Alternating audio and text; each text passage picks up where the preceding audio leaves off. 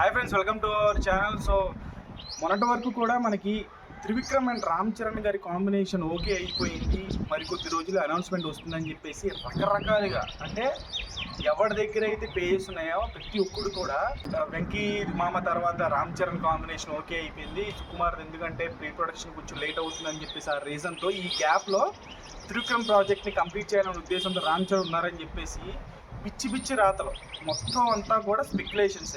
Sitar entertainments Nagavamsi గారు tweet చేశారు దీనికి సంబంధించి. ఇక్కడ నేను మీకు స్క్రీన్ షాట్ కూడా వేస్తాను. సో ఆయన ఏం చెప్పారంటే, త్రివిక్రమ్ గారు ప్రజెంట్ 2 ప్రాజెక్ట్స్ చేస్తున్నారు. అది ఒకటి వెంకటేష్ గారితో, ఇంకొకటి ఎన్టీఆర్ గారితో మనకు తెలిసిందే ఆయనే అనౌన్స్ చేశారు. అయ్యప్ప స్వామి, మన శబరిమలకి వెళ్తాం, అయ్యప్ప మాల కూడా వేసుకుంటాం, అటువంటి అయ్యప్ప స్వామి క్యారెక్టర్ని త్రివిక్రమ్ గారు ఫస్ట్ టైం ఆయన కెరియర్లో ఒక మైథలాజికల్ ఫిల్మ్ చేస్తున్నారు. సో అది ఎన్టీఆర్ గారితో చేస్తున్నారని చెప్పేసి నాగవంశీ గారు ప్రొడ్యూసర్ ఆయనే అఫీషియల్గా అనౌన్స్మెంట్ ఇవ్వడం జరిగింది. సో ఇంకా త్రివిక్రమ్ గారి ప్రాజెక్టు అంటే సుకుమార్ గారి తర్వాత ఉంటుందో ఎప్పుడు ఉంటుందో తెలియదు. సో ఇప్పటివరకు వచ్చినటువంటి రూమర్స్ ఏవైతే ఉన్నాయో అవన్నీ రూమర్సే. ఏదైతే పవన్ కళ్యాణ్ గారు ప్రజెంట్ చేస్తారు, రామ్ చరణ్ గారు యాక్ట్ చేయబోతున్నారు, సుకుమార్ గారిది 1 year టైం పట్టేటట్టు ఉంది, అందుకని ఈ గ్యాప్లో రామ్ చరణ్ గారు ఇంకొక సినిమా చేయబోతున్నారు. ఇవన్నీ కూడా బజ్ స్పెక్యులేషన్స్ మాత్రమే. సో ఇవన్నీ ఏం నమ్మద్దు. ఈ నా కొడుకులందరూ కూడా ఫ్యాన్స్ ఎమోషన్స్తో ఆడుకుంటారు, కానీ ఆథెంటిక్ ఇన్ఫర్మేషన్ ఇచ్చే ఏది కూడా ఎవడు కూడా అంటే సరైనటువంటి ఒకడు ట్వీట్ వేస్తే అందరూ వరుసగా ట్వీట్స్ వేస్తుంటారు just for sake of views and likes and వాళ్ళ పేజీ ప్రమోషన్ కోసం వేసుకుంటూ ఉంటారు. మన తాత కూడా ఆథెంటిక్ ఇన్ఫర్మేషన్ ఇస్తాడేమో అనుకున్నాం, మూర్తి తాత.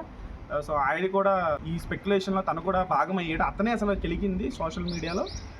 సో అతను కూడా ఇప్పుడు నాగవంశీ గారు అఫీషియల్గా అనౌన్స్మెంట్ ఇచ్చేటప్పటికి సో అతని దగ్గర నుంచి కూడా ఎటువంటి రిప్లైస్ లేదు. ఫ్యాన్స్ అయితే ఫుల్గా ఆడుకుంటున్నారు. సో ఏదేమైనప్పటికీ చాలా వరకు ఫ్యాన్స్కి అసలు త్రివిక్రమ్ గారితో సినిమా చేయడం ఇష్టం లేదు, బికాజ్ ఆయన ఫామ్లో లేడు కాబట్టి.